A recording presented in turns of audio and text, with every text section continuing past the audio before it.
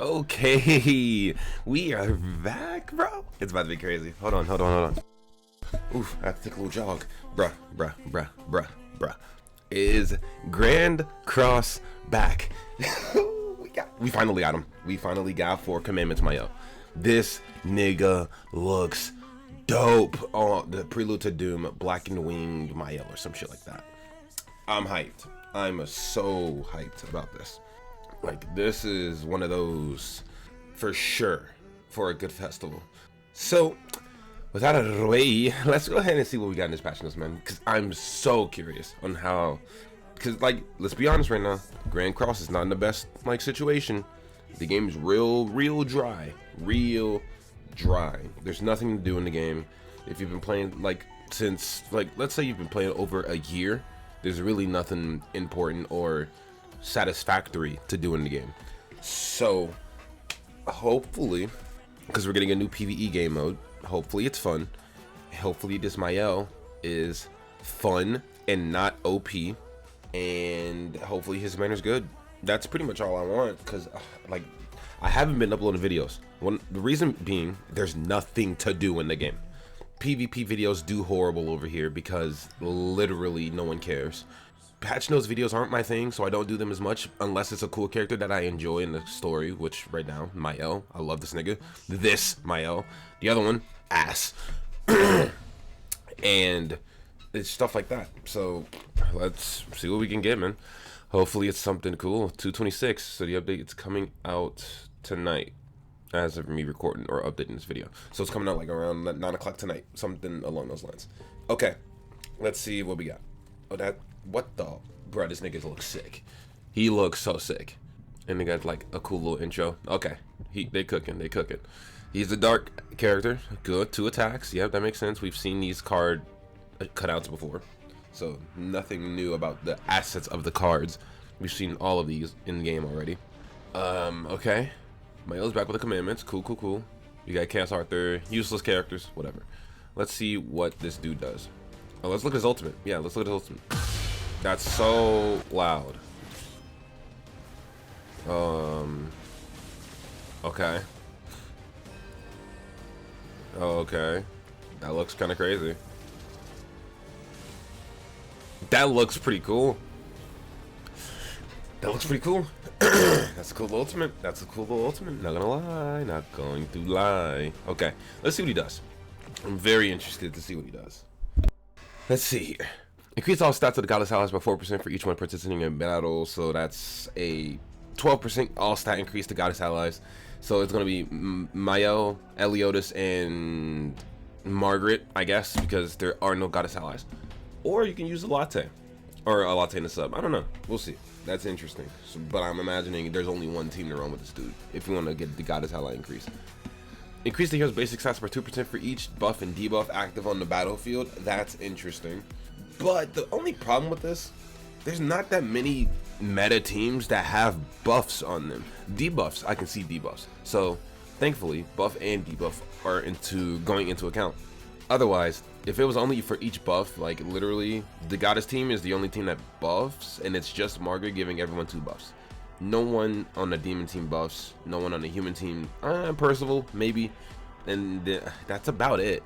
Like, there's no real buffs out there, but debuffs, they're floating around. Applies the Mark of Good and Evil on goddess allies and at the start of the battle for 3 turns. Mark of Good and Evil decreases damage taken by 50% of the final damage when the enemy's attack results in a crit. Becomes immune to stat decrease. What? Okay, so that's stupid. That's really stupid. The 50% damage reduction if you get crit is very dumb. I'm gonna be real, because again, the team is gonna be MAEL, Eliotis, and Margaret, or Sario. They're already lowering crit resistance, or not lowering crit resistance. They're already like really tanky in terms of crit resistance. So for the goddess team to even be crit, especially if you're running Tristan in the back, the Mark of Good and Evil is not going to do much for damage reduction. But they have the immunity to stat decrease, which is good because MAEL has immunity to stat decrease on the team as long as he's alive. But this one gives them immunity just for 3 turns. So I guess this counteracts the point of, okay, you're losing MAEL when you're playing with this MAEL, so we need to give y'all that stat decrease, because that's what made the guys team good. So that makes sense. Just not sure about the whole crit thing. I guess we're not getting the defense related stats for, I don't know. It depends. It really depends. Applies the punishing wave on all enemies at the start of battle. When the hero uses a skill to deal damage to an enemy, an additional effect is applied, which is the damage dealt is decreased by 20%, up to 3 times. That's cool. That's cool. That's nothing crazy. It's something subtle. Don't even worry about it. It'll always be active, pretty much. But moving on, when punishing wave reaches the max stacks, they are removed and replaced with Ripple of Light. Ripple of Light fixes skill damage dealt, including those of ultimate moves, to 1. Nah, that's crazy. Nah. Wait, that's insane. So if you attack someone 3 times, and you just get damage reduction, or damage fix to 1. But you only do it 1 time. You only do it 1 time a match. It's limit once, not for 1 turn or nothing like that. It's just, you can only activate this skill 1 time. So you really want to be patient with MAEL's skills, pretty much.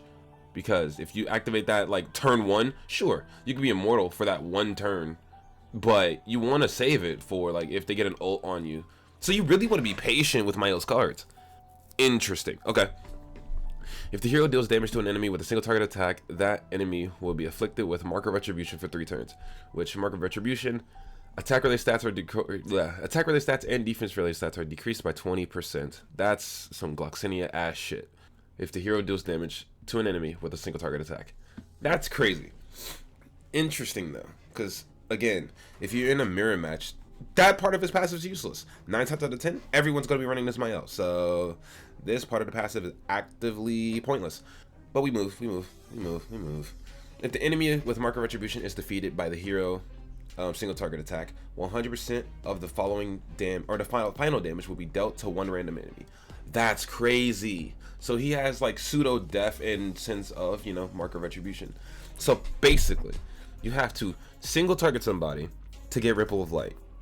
Or you have to use your skills to get Ripple of Light, which is you got to use 3 skills. So once MAEL uses 3 skills, he's practically immortal for 1 turn. There's no like cap on it. For 1 full turn, he is completely immortal.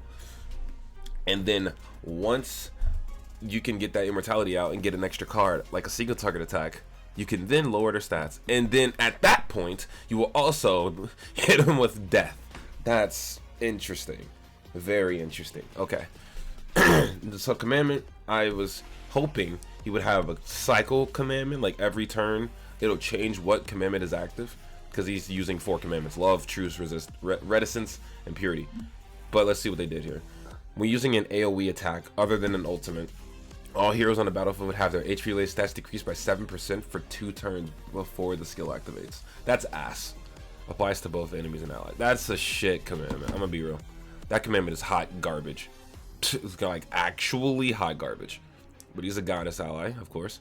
So he has smite on a single target, crit chance and crit damage increase, and damage goes up to enemies affected by mark. So his single target will kill 2 units. Period. Okay. And then inflicts ripple on all enemies. Ripple is a 3 times crit rate, ignores defense.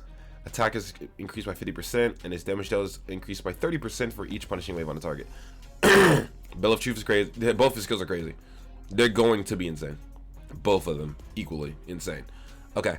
And his ultimate applies Mark of Retribution to all enemies for 3 turns, inflicts smite damage equal to 750% of attack, then applies Ripple of Light for 1 turn. So his ultimate gives him 1 turn of immortality. So I'm assuming it scales off of ult levels, so you're going to want to get him duped up.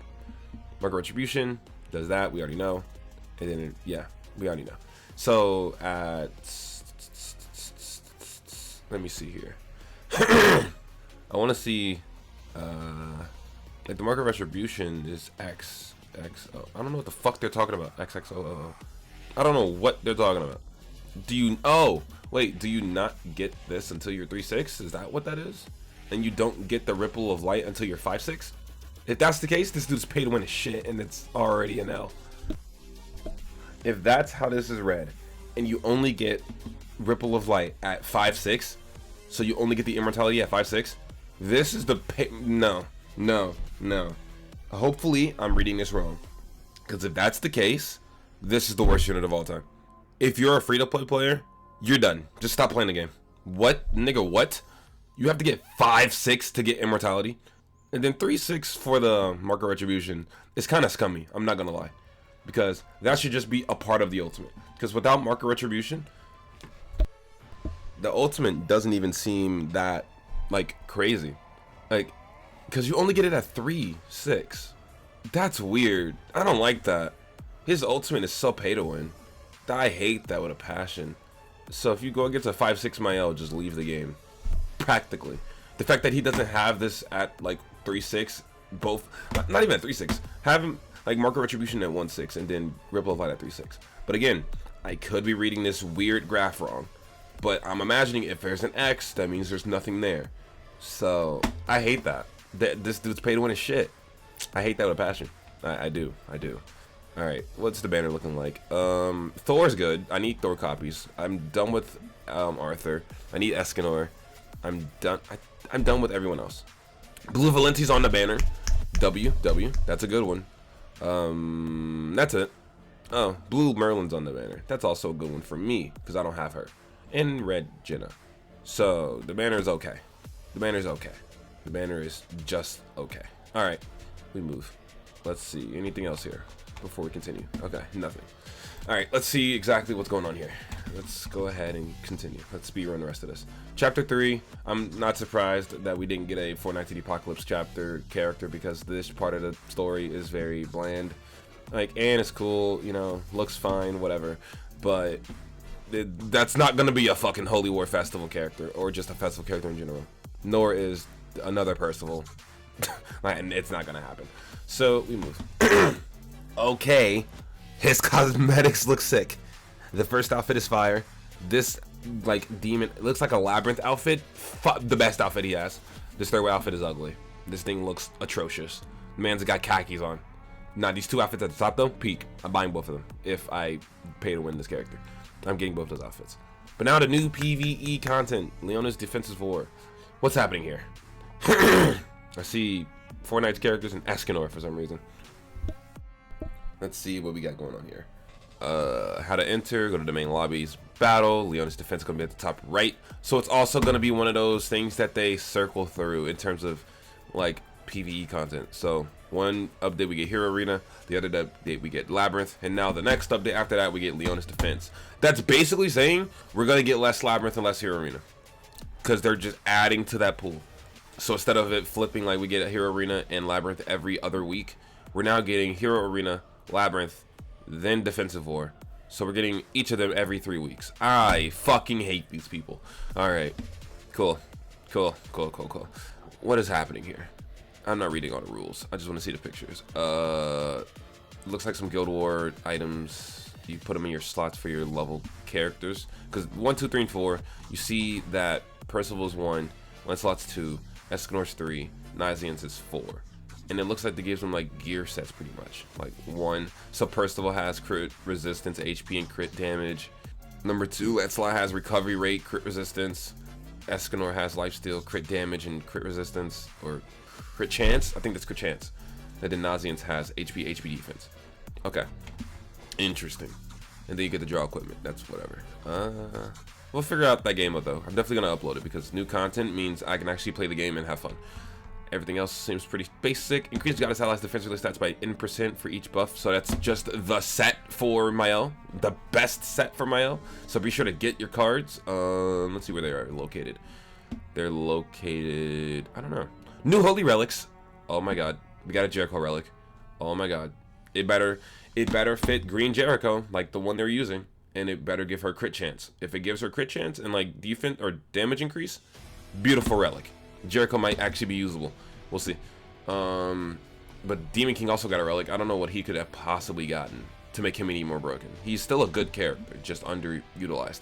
But we'll finna find out. Let's go to increase hero's basic or attack rate stats by 10% for each retrocession effect on allies. So 30% attack rate stats turn 1. That's insane. For each retrocession effect, the hero recovers 10% of max HP. That's insane. So first 2 turns he's still immortal and before he procs his passive. And when red detection is removed from the hero's damage taken is decreased by 50% for 2 turns. So Demon King is good now. Demon King is insane. Not only does he have damage cap, he also has an insane Holy Relic to go with it. Okay. And now for Jericho's, which is every Jericho. Increase the hero's crit chance by 50% for 2 turns at the start of battle. Increase the allies to attack for 30% for 2 turns when the hero attacks an enemy and a crit occurs. That's really good for the red Jericho and the green Jericho. Is it going to be something to make her viable in PvP? Probably not. Her CC is abysmal, so you're not going to go first using her. And in 9 times out of 10, you want to run around a human team. I don't see that going well. Maybe LR Bond, Jericho, and freaking Nauseance just to be funny, but like that's not the greatest. I'm gonna just be real.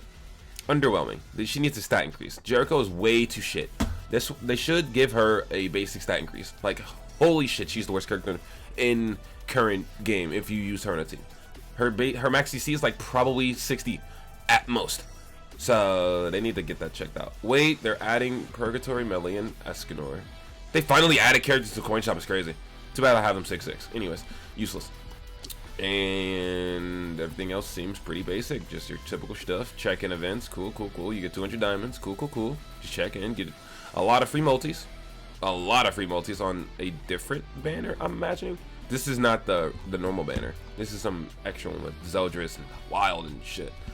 So that's a completely different banner. And then the MAEL art. The MAEL art looks so fucking clean. They did their thing here, but it's another one of these ugly ass totem events, which I hate. And everything else seems pretty standard stuff. Got free outfits, a couple Holy Relic materials. Interesting. I'm assuming it's like a bird box, a deer box, and a Skull and Hottie box. That's my assumption. And then Whack-a-Hawk, fucking dog shit event. And Kath Pulak, fun-ish, but still repeats because that's all we know how to fucking do. And Parinpu is back. Ooh, that's fun. That's fun. I like Parinpu. He's fun. It's a cool concept. I don't know why that's not like a casual thing in the game. I like doing Parinpu. So nice. I like seeing him back. And Jericho's really good for Parinpu too. Wow. So they gave Jericho the relic just for this. Just for this. Because if you don't know, if you're not like an OG, Parinpu nuke is crazy. You use Jericho, you use full counter melee, and you just nuke the nigga. And you can, like, you know, have the best DPS out of the people you're playing with or against, depending on how you look at it. Jericho was really good for this. With her relic, Jericho's going to be the best character for this. Easily. Easily. Unless they increased his stats just to catch up with the times. Then maybe you can use Eliotis and shit like that. But usually, Jericho is the play for Parinpu. And I'm not seeing anything about stat increases, so we'll see. We just have to fill it out. And then, you know, you get this SSR outfit at 900 gems, lucky basket, and that's about it. I don't care about none of that. A new outfit for Sariel and Hawk Pass. Cool, cool, cool. That's it. Oh, quality of life. Auto ticket feature is max. So if you have 4 and you press max, it'll put 4 instead of maxing out at 30. That's a good quality of life. I appreciate that one for sure. Makes my life a whole lot easier. Don't show again today. Yeah, whatever. Here, what is this? Hero profile screen UI improvements. The hero doesn't have a CV button. You can acquire a diamond reward. Okay. So if you did the CV already, you can just go and or it won't show up. I don't know. In the hero's way, more stuff. So Lancelot was bugged. Eliotis and Elizabeth was bugged. And that's about it. Okay. So overall, the update is it's good. It's a good one. Is it great? Is it gonna resurrect Grandcross dry ass content? Probably not, but it still looks pretty solid. MAEL's cool, and he doesn't look locked behind PvP. He doesn't look like he's gonna be good for PvE, to be fair, but he looks pretty good.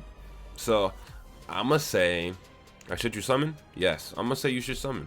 I'm summoning. I don't have the money, I don't have the gems, but I'm still gonna try with my free-to-play ass. So that being said, I'll see you on the next video. Sure to like, comment, subscribe, and I'm out of y'all here. All right, peace out, and have a wonderful rest of your day.